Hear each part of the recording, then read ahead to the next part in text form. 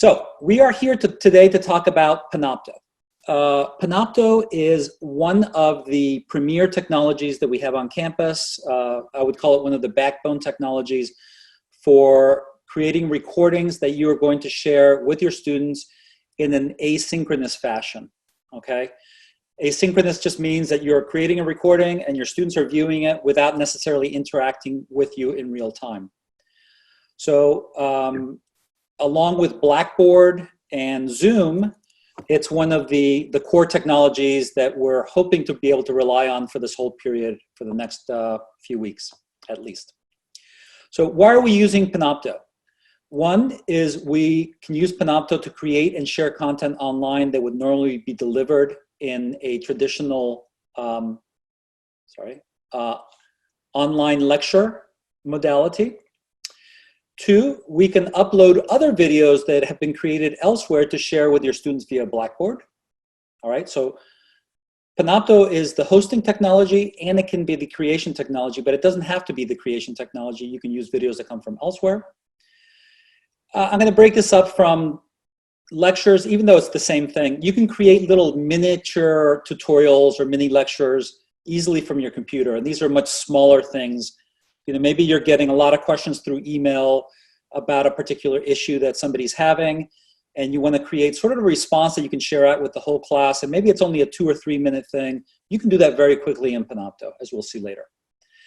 And finally, one of the important things about Panopto is Panopto content is, for the most part, asynchronous. So it's a recording, like you might watch a YouTube video or Netflix. It's meant to be one direction, which has some limitations, but it does wonders for students who might not have reliable internet access or times that they can have internet access. It really helps with issues related to time differences. So maybe you have a student that's in California right now and your class is at 8 o'clock and 5 o'clock for whatever reason is not really doable for them, or there's something else going on that their network access. By moving a lot of this content to asynchronous mode, it's actually, your students will more reliably be able to take that content in, okay?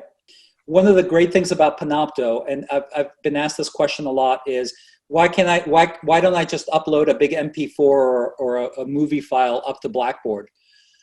The problem with that is that if you do that, students at their end have to download these huge files as a single monolithic file, and they're not really streaming it, right? Mm-hmm. So imagine that if you were watching Netflix, if you had to download the whole movie at one time, it would be buffering forever and you would be downloading an absolutely huge file.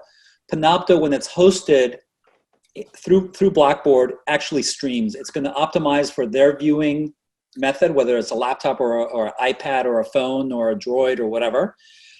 So they're not files that students are downloading. They're actually streaming it from Blackboard. So some tips before starting. These are just some general ideas, comments, things to think about.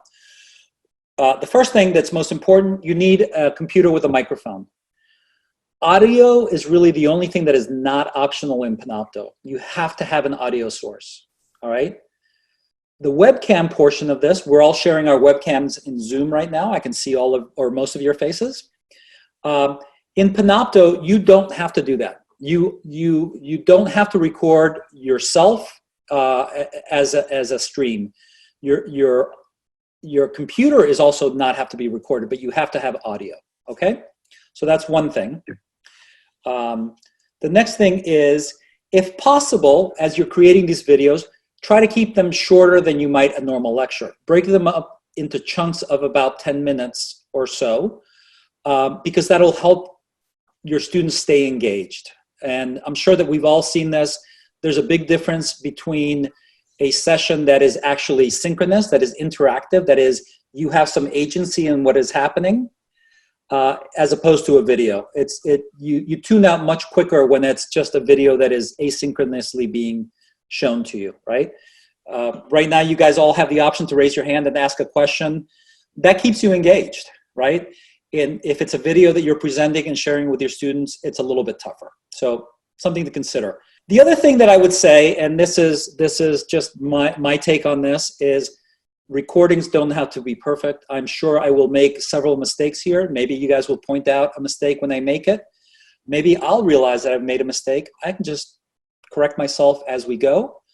I look like I look. If I'm sharing my video, I look like I look, and you know, I'm not doing any fancy Hollywood lighting. If you don't feel comfortable one particular day sharing your webcam, don't share it. Just record a voice over whatever it is that you're doing, okay? And then finally, the workflow that we are presenting to you here today assumes that you are using Blackboard as your sort of core technology for hosting and sharing and creating the recordings. There are ways to use Panopto and some of the other tools that we've talked about that are outside of Blackboard, but the tutorial today is walking you through the basic, most easy way to do this, and that is through Blackboard. The things we're going to be covering today, we're going to talk about how to enable Panopto on your Blackboard course. We're going to download the application so that you can create recordings. We're going to talk a little bit about the configuration of Panopto. We're going to create and upload new content. We're going to talk about how you do that. We're going to talk about some basic editing of recorded materials, and that is pretty much all you can do in Panopto is pretty much trimming. We'll talk a little bit about that. There's not a lot of sophisticated editing, so actually basic editing is basically about what you can do. We're going to talk about how that content is uploaded to Panopto so that it is accessible in Blackboard. We're going to talk about how you share that content in a good way with your students in Blackboard. And finally, we're going to talk a little bit about several advanced options, features that are available in Panopto that are outside of the scope of what we're covering today, but just so you know, it's there. All right?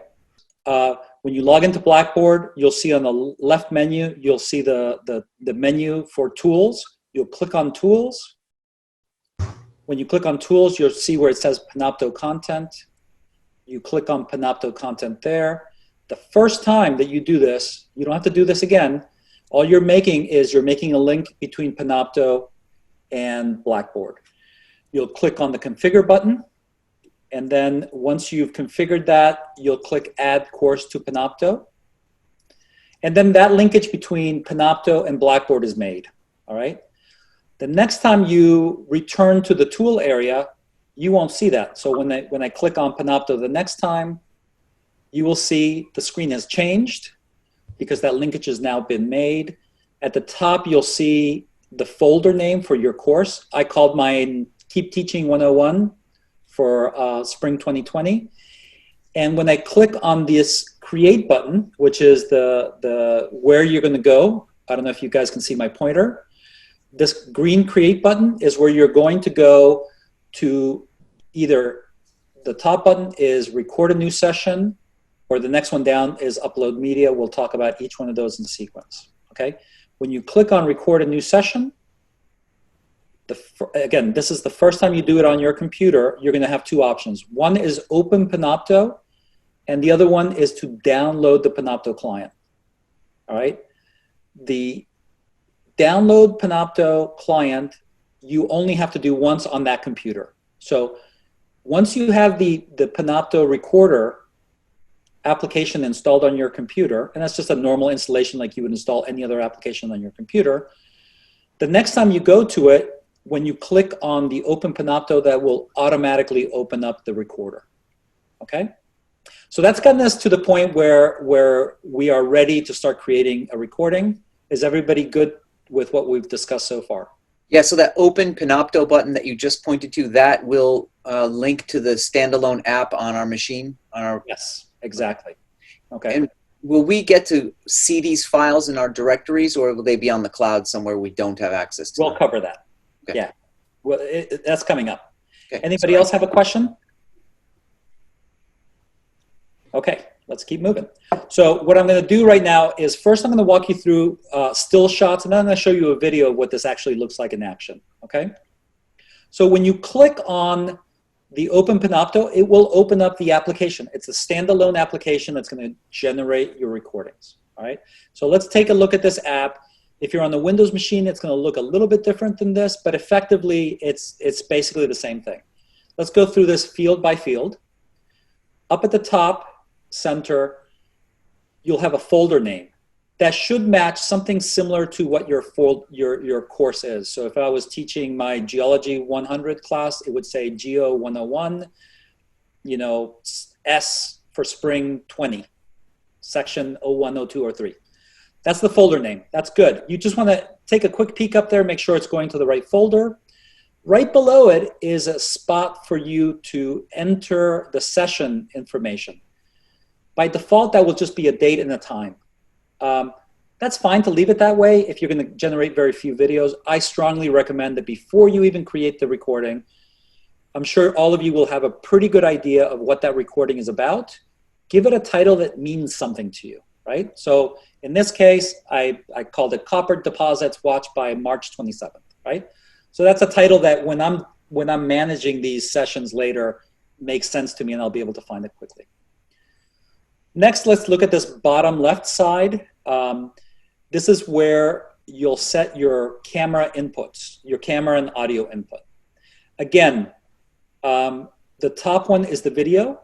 If you have multiple cameras, for instance, at home, I do a lot of photography. I have 2 monitors, and each has a webcam. I could select which of those 2 webcams I'm working from. I've talked to lots of faculty members who are teaching math or anything that requires calculations, and they're doing hand drawings. You could select that camera to be a webcam instead of, a document cam instead of a webcam that's showing you. If what's much more important is you doing calculations, you could have a webcam pointed down at a piece of paper, or you could have your webcam pointed at a blackboard, but that's your source. And you can select between whatever sources you have. Same thing with audio. I think I saw some people wearing headphones. Sometimes if you use a headset with a dedicated microphone, you know, like you see operators wearing, that actually might provide better, Christy's modeling hers right now. That is something that you might want to do. That can improve the audio quality, especially if you are in a noisy environment, right? Keep in mind, again, I'll say it one more time, the webcam is optional. You don't have to share your the webcam. A lot of people are a little bit more less at ease sharing their video. You don't have to share it. On the other hand, I would also encourage that having the human side during this period of time for students might be reassuring. All right. At the very bottom, you see 2 fields. You see this area that is slides over here and this source over here. This is really the main area where the Mac and the PC differ. Right now, under slides on my Mac, this is the Mac version that you're looking at. It says record PowerPoint, record Keynote, which is Keynote is a PowerPoint-like application. On the PC, you would see primary screen and secondary screen. I assume some of you have dual screens on your computers. You could select which screen is being recorded. You don't have to record any of the screens, but you should pick one probably for what we're doing right now. On the Mac, that's over here where you select which of the 2 screens you're recording from. All right, so now we're ready to record. Any questions at this point? Okay. So, quick question, sorry. How do you turn off the video if you don't want to capture that? Oh, so when you'll see it when you click on where it says video, where it says right now on mine it says FaceTime HD, right? Uh-huh. If I clicked on these chevrons over here, can you see the pointer, the little red pointer? Yes. If I clicked on that, when you click on that, one of the options would be none. So you just set it to none. Perfect. Okay? To start our recording, we are going to click on the big obvious record button. Okay, that initiates your recording. I wish Panopto did something like some of the other screen recorders which it gave you a 1, 2, 3, or 4 or 5. To give you time to switch over to PowerPoint, or maybe you're going to show them how to do something in Excel or some other software. Panopto is going to record whatever's going on your computer screen. Okay, so it doesn't have to be PowerPoint. It can be any software that you can put up on your screen. It will record.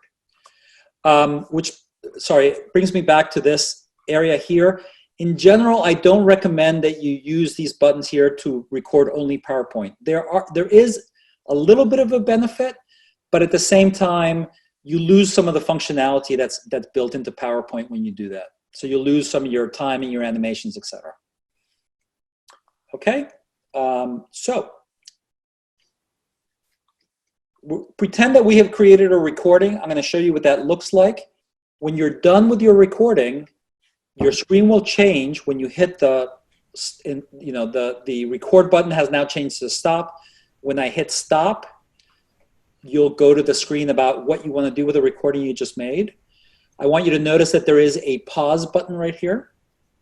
So let's say you were doing, Christopher, I think you asked about a longer lecture. Let's say you were doing a 40-minute lecture or a 50-minute lecture, and you did it all in one piece, but you just had to catch your breath or catch up with your notes or set your mind straight with what you're doing. You can hit the pause button, okay? You can hit the pause button, and one thing that you could do if you hit the pause button is tell your students, we're gonna take a break right here. I'm gonna get a drink of water. I recommend that you just, stretch your legs, whatever, 7th inning stretch, and then come back in a couple of minutes and hit play. Now for them, that's happening asynchronously, but for you as the instructor, it might be a nice thing to do, and it can simplify the process of making multiple clips instead of one big clip, right? Effectively achieving the same thing. When you're done with the recording, you're gonna get this screen. You get another shot of changing your session name so you can update it. So like for instance, before I think I called it Copper Deposits, but now I figured I wanna add Watch by March 27th. So I can add that. I can enter a longer description if I want, and then I'm gonna click on the upload button. Once you click on the upload button, you'll see a screen that shows you how much of the upload has been done, okay? You have to wait until the upload is 100% done before you quit the recording application. After 100% is done, that same progress area that was telling you how much of an upload you've done is going to change to processing. Processing is something that happens on the cloud that you don't have to worry about with your computer. Once it shows processing, you can quit the app and go on with your life, as it were, right? You don't have to wait for that processing to be done. As a matter of fact, my expectation is, if you've used this before, is that the processing times, because of the loads on the system, are going to be longer than normal, right? So it would not be unusual, Christy, speak up if I'm wrong, to record an hour-long session and have to wait for a couple of hours before it's ready to be viewed. So don't assume that just because you've recorded it and it's on the cloud, it's ready to be viewed. Processing means that it's parsing it up for different viewing devices and at different data bandwidths. It's kind of smart and knows how much data how much bandwidth your students have available, and it adjusts the recording accordingly. So with that said, what I want to do is I'm going to share a little recording of what this actually looks like in action so that you guys can see it. Hopefully the audio will work okay. If it doesn't, at the end, just ask me of what wasn't clear, okay? Okay, now that we have downloaded the Panopto application after configuring it to work within Blackboard, what we're going to do now is we're going to click on Tools again. And you'll notice that when we click on Panopto this time, and we click on Create, and we're going to go to Record a New Session, you'll notice that we still get the download page, but we can just open the client directly. Now, I want to walk you through what's what in this window right now.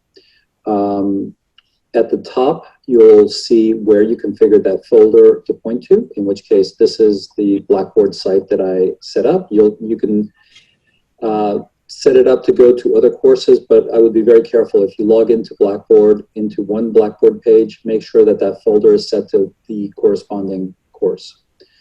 Below it, you have a session name, which I'm going to call Copper Deposits, since I'm a geologist. Don't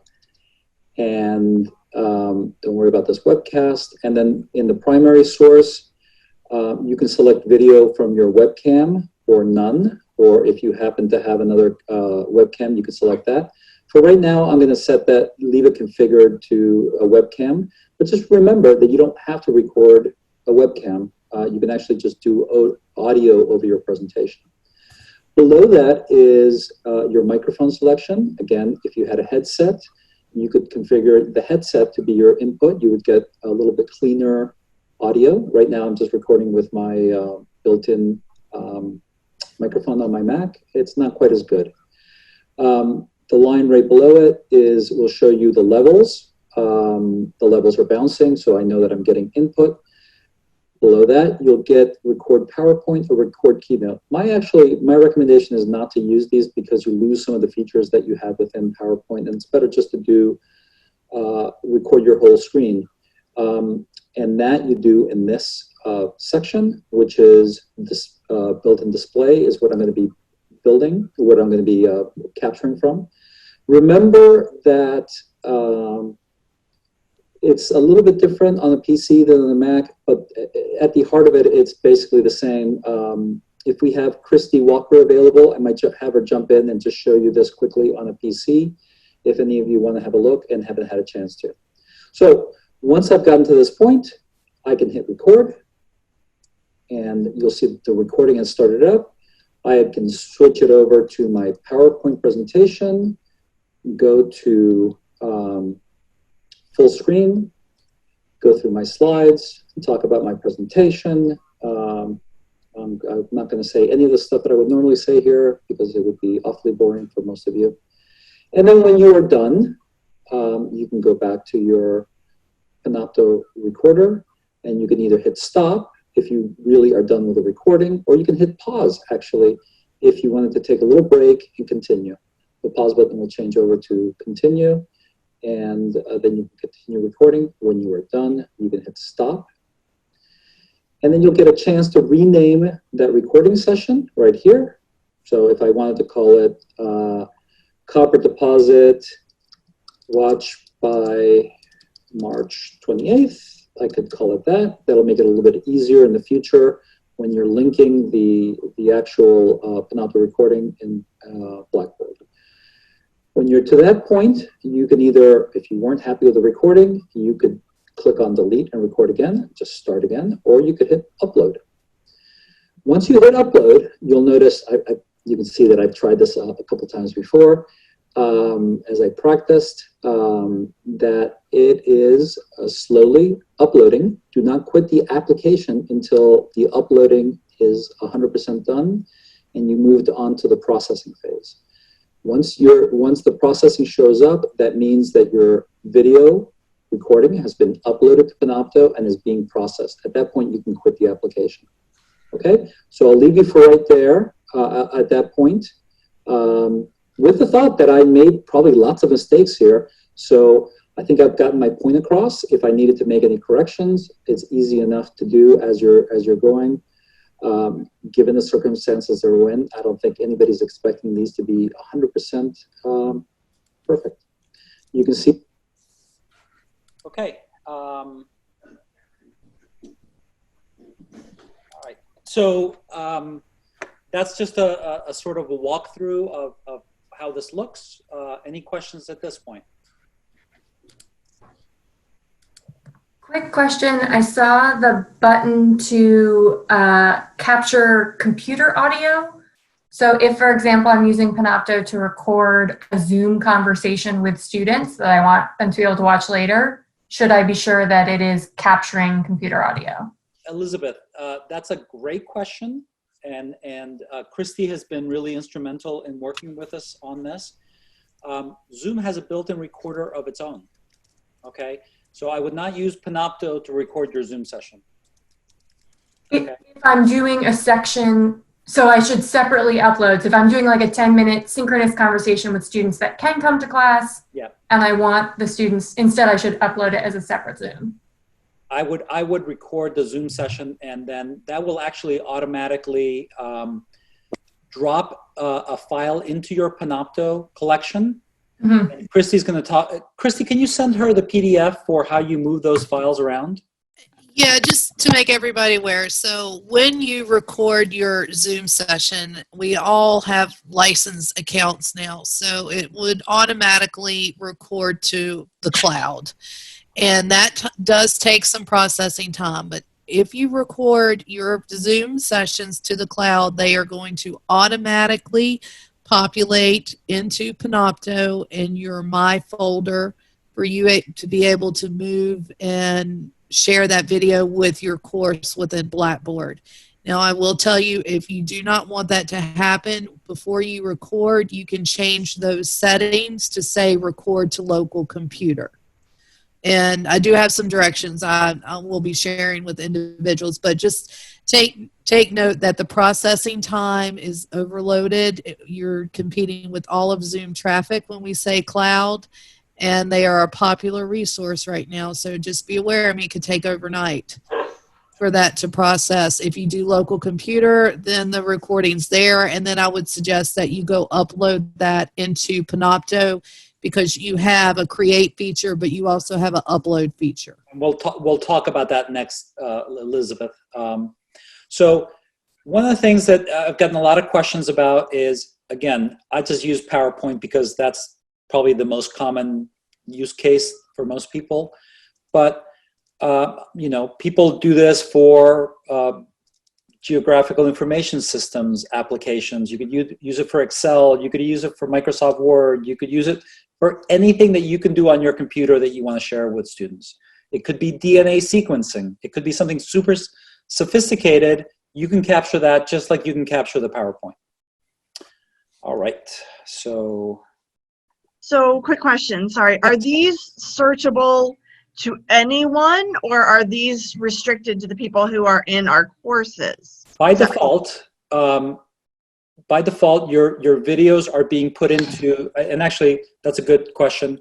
You see here where it says search in folder, here. That is a folder that is generated on Panopto that your Blackboard class has access to. Anybody who is enrolled in your class will have access to these videos, but it is not on the web openly. Okay. It's not even viewable. It's not even viewable by anybody at William & Mary unless you change some settings.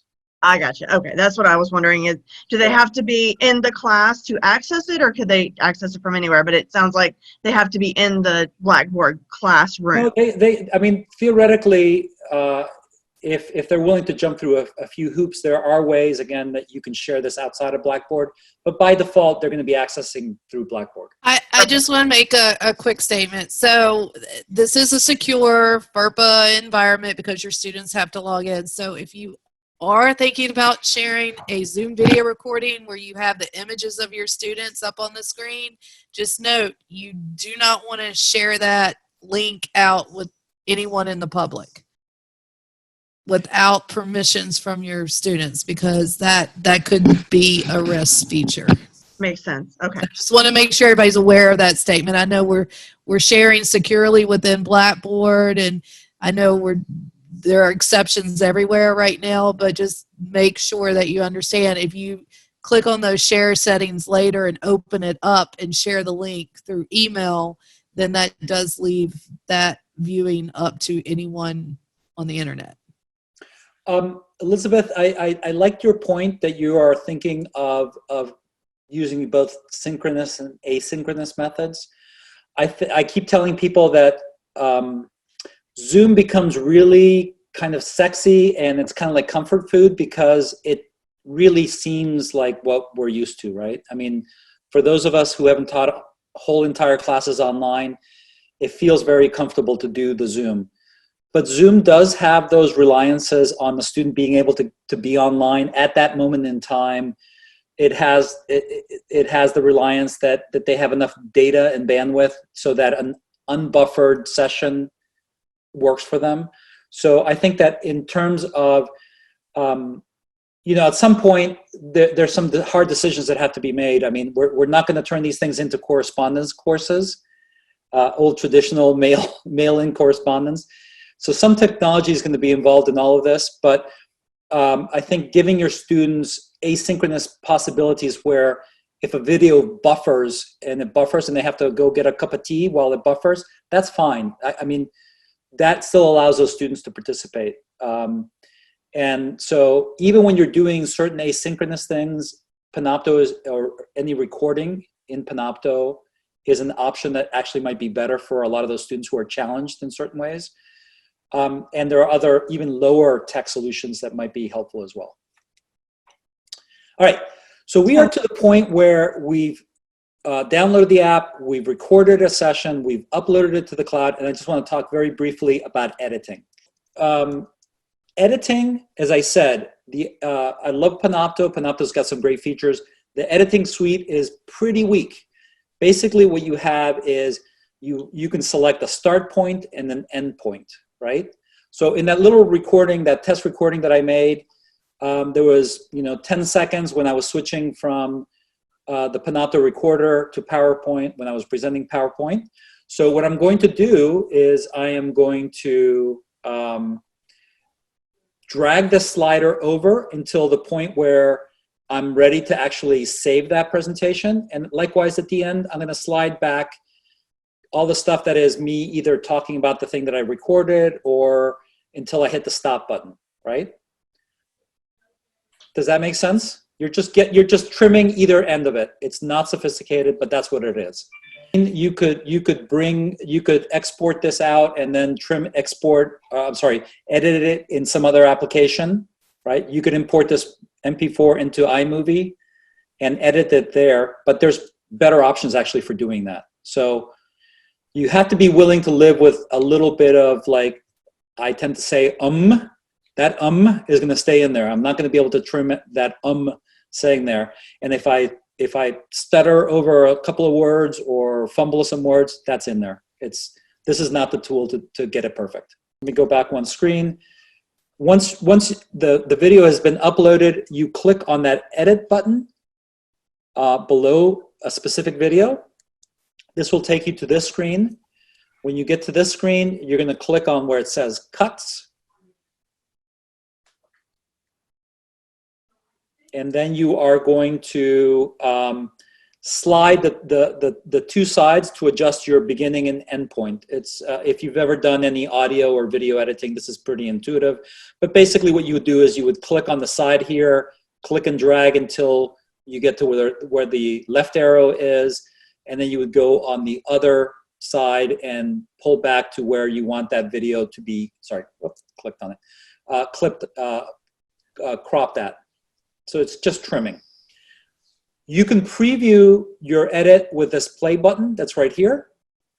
When you're satisfied with it, you click apply. And that's why I think that pause button is not a bad idea if you want them to take a break at that point. If that's a natural, if you have an hour and 15 lecture that you want to break up into four chunks or 5 chunks, when you want them to take a break, you go back to that recorder and you pause it right there and you say, take a little break, and we'll come back when you're ready, and go from there. Those will be left in there. It's going to be very tough. It would be tough for you to edit out those sections. The next thing that we want to talk about is, Gene, let's say you had a recording that you had created through another application like Camtasia or iMovie, or your cell phone. Let's say you were doing a demonstration in physics that has to do with some Newtonian principle to billiard balls bouncing off each other. You could record that on your phone as you talk through it using your phone's microphone. And then when you're done with that, you could take that file that you generated on your phone. You could go here again. You click on the create button, and instead of record a new session, you go to upload media. You're going to browse through your computer, upload that media, and then that's going to be accessible in Panopto as well. Okay.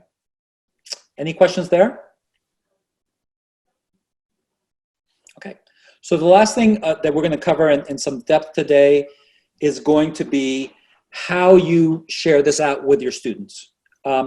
Your students are going to have access to that tool folder most likely. So they could click on that tool folder and browse around and find the right video. I think that that's the less than ideal way to do it. The much better way to do it is to actually include the videos with some descriptive text in the content area. If you need to create a new content area for Panopto videos, if it doesn't fall naturally into whatever structure you've chosen for Blackboard, you can click on this little plus button right here, which will pop up. That's going to create a new content area. You type in the name for what that content area should be, and you click available to users, which will allow your students to see this. If you don't click on that, you can make it visible later, and you can hide a particular area until you're really done with editing it. Once you've got, so I created one that's called Panopto Lectures, right? And Panopto Lectures, you'll see it here in the content area. It's a new one. It wasn't there before. This is a blank new content area with no content in it. To generate the link to that Panopto video, you're going to click on that toolbar at the very top, pull down to Panopto video link, and that will give you access to your library of things that are in your courses Panopto folder. At the top of this window, you'll see the course folder, which should again match where you've recorded into. And then this next menu down will allow you to select between the videos in that collection. I'm going to share the copper deposit video that I showed you recording earlier. The next thing is a title, and you can make that title whatever, you know, assignment before we meet again on March 28th or whatever. And then you can put a description where I encourage you to be really clear about the course's objectives. Maybe you want to talk about why they're watching this, what the learning objective is for this, what the sequence is of when they should be watching it, as well as maybe what to pay special attention to. When you're done doing that, you're going to click on that submit button in the lower right, and that assignment is going to show up in that folder. Okay. How you structure that in Blackboard is really up to you. We've got a couple of other tutorials and webinars for Blackboard. If you're new to Blackboard, if you haven't been using Blackboard, that will help you think about, you know, how you organize these things, how you add content. Right there. Okay, so let's talk a little bit about the advanced features. There's some things that an hour is not long enough. Let me just go through these quickly so that you know that you have these options in case you're interested. You can control who has access and where they have access to outside of Blackboard. I would consider that an advanced feature. By default, it's really simple to make it only be the people who are in Blackboard and through Blackboard. So those are the first two. You can also create playlists, which can be very useful. So for instance, if you want students to watch a couple of videos in sequence, it could be a demonstration video of somebody giving a speech or singing or dancing or doing a physics experiment, and then you want them to watch a little lecture that you've created, and then you want them to watch something else. You could create a playlist just like you would create a playlist with music, you know. That playlist is just going to be a few clips that are going to play in sequence one after the other. That can simplify the life for students so that they automatically will see things in the sequence that you want them to see it. You can do a little bit of a control of how students view stuff. Christy showed you the default one, which is that picture-in-picture, or picture-by-picture, side-by-side, which I think is actually a great way to view this.